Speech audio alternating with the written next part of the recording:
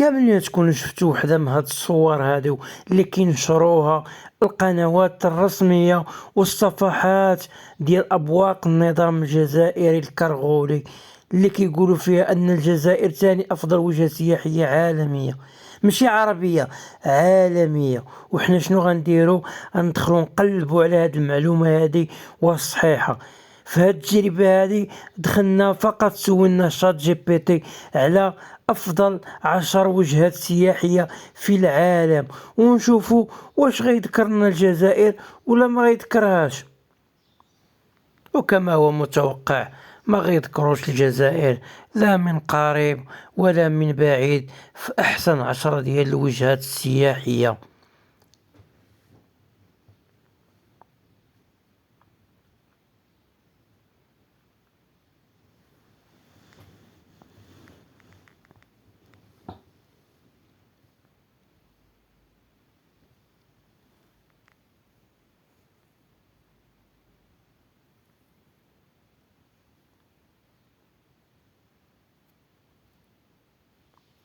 وهادو هما 10 ديال الوجهات السياحية الافضل في العالم.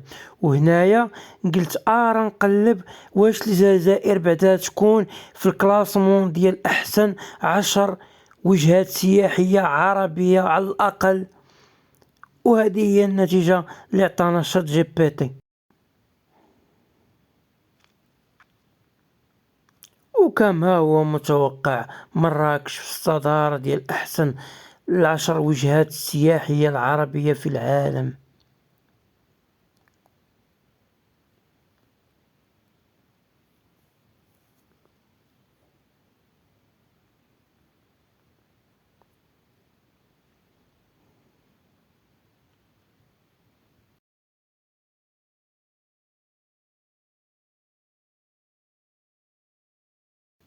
وكما هو متوقع ما تذكرتش حتى في أحسن 10 وجهات سياحية عربية.